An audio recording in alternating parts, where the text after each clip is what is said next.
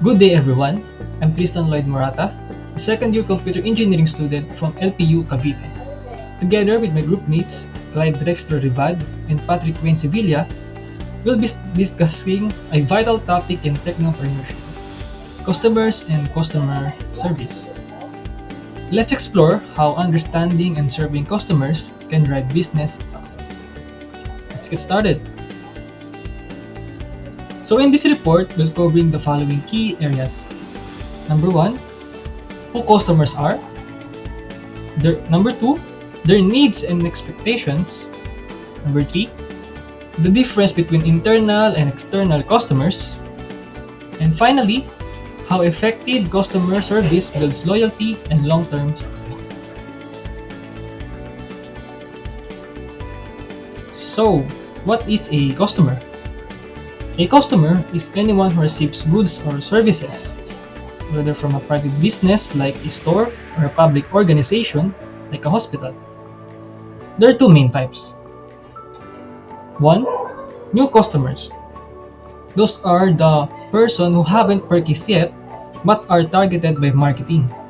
They represent future growth. Next, old customers who've already bought something, so keeping them satisfied helps ensure repeat business and long-term profit.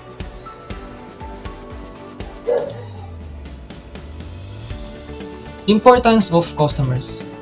So why the customers are important in a business? Here are the top three reasons why.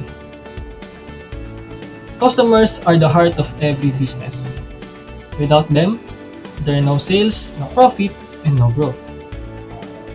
So from that, the first reason is business survival.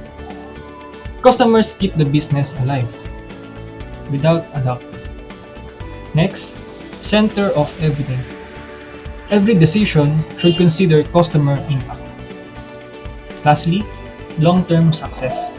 Satisfied customers return, recommend the business, and help it grow. Next, internal and external customers. These are the two types of customers in a business.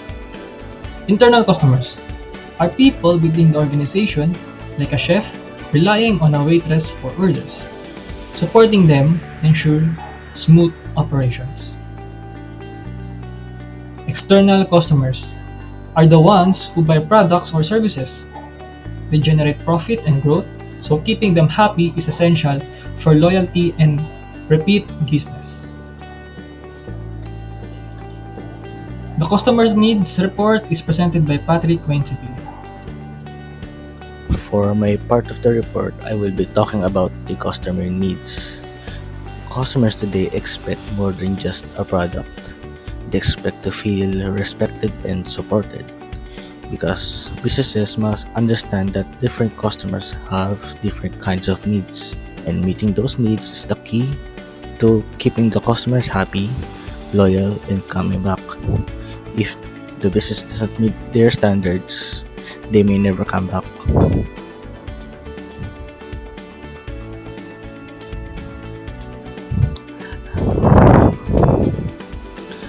There are three customer groups that have different kinds of needs, and let's start with the age. Given that there are young children, they can sometimes be noisy, or they get lost, or accidentally take items without us knowing. Because that's why some stores provide some play area or crochet to keep them safe, and while the parents shops. While on the other hand, elderly customers may need some patience at the checkout, or a place to sit, or help carrying their shoppings. Simple acts like this improve their overall experience within our business. And the second group is the customers with disabilities. These are these kinds of customers that have disabilities are that have some physical disabilities, which are people like with wheelchairs. They need ramps, while wide aisles, special toilets, and elevators. And there are people that have difficulty on learning who need extra support, when making a purchase. There are also customers with hearing impaired hearing, impaired hearing. So to you should be spoken clearly and face to face so they can read lips. And also there are visually impaired customers, especially with those guide dogs. They might need help moving around the stores.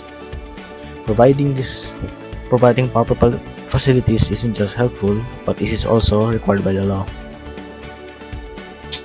Also, there's a third group which are who needs language and cultural needs. They are also customers who speak little English, or especially in the tourist areas and multicultural cities. These customers benefit from the staffs who speak different kinds of languages or websites with translation options. Business should also respect cultural customs, for example, avoiding food that certain religions don't eat, like pork in Muslim areas, that's for example. And also there's another group that is not included in the slide, which are the special groups. These are the customers like heavily pregnant customers who may need a seat and help with the bags, or disrupted individuals who may need gentle handling and security help. Those are important things that businesses might treat anyone with care and respect. For the next slide, I may need Mr. Ribad for the customers' expectations.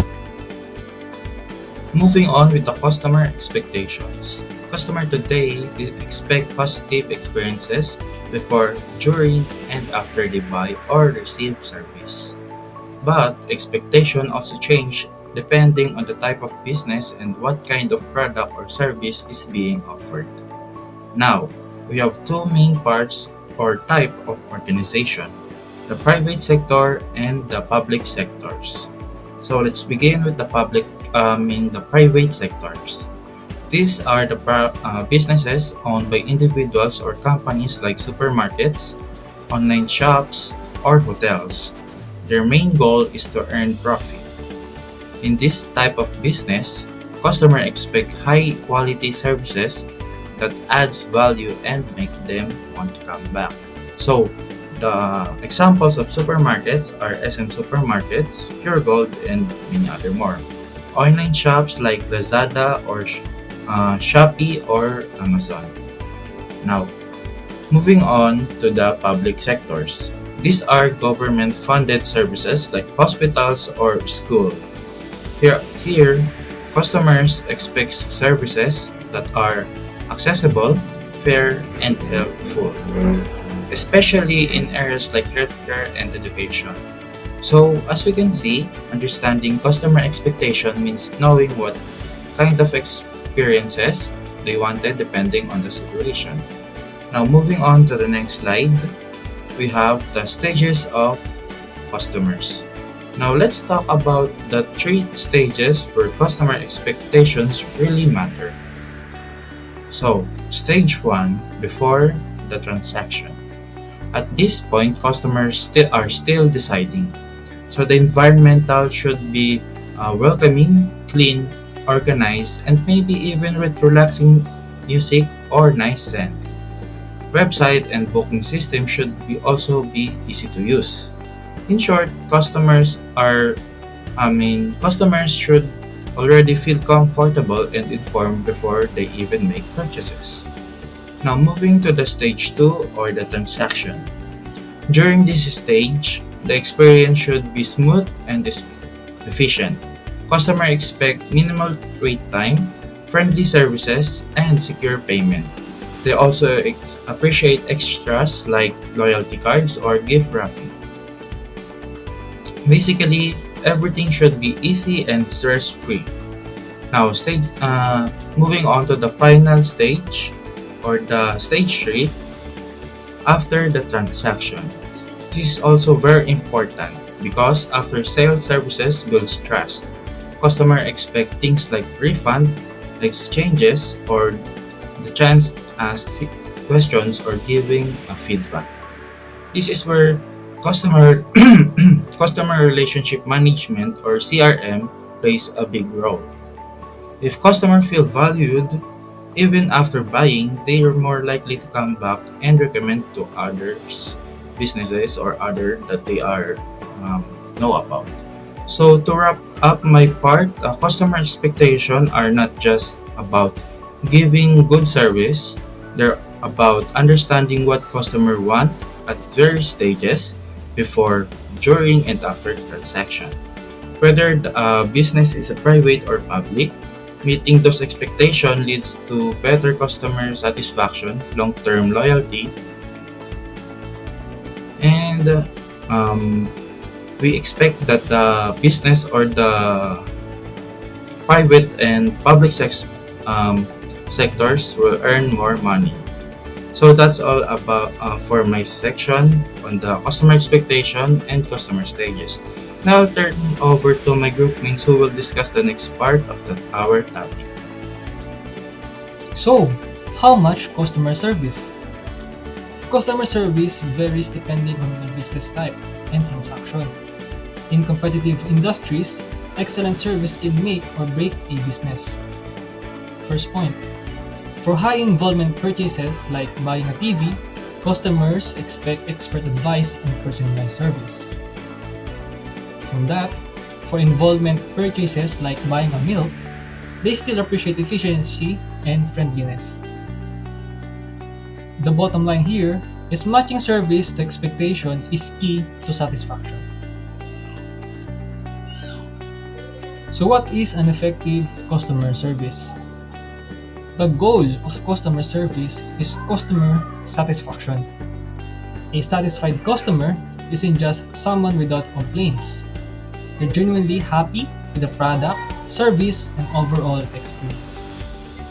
This leads to a feel-good relationship between the customer and the business. So effective service depends on three things. First one, for staff, they should be clean, friendly, knowledgeable, and work well as a team. For premises, the layout should be accessible, clean, and easy to navigate. Lastly, for products or services, they must be high quality, fairly priced, and supported by good after-sales services.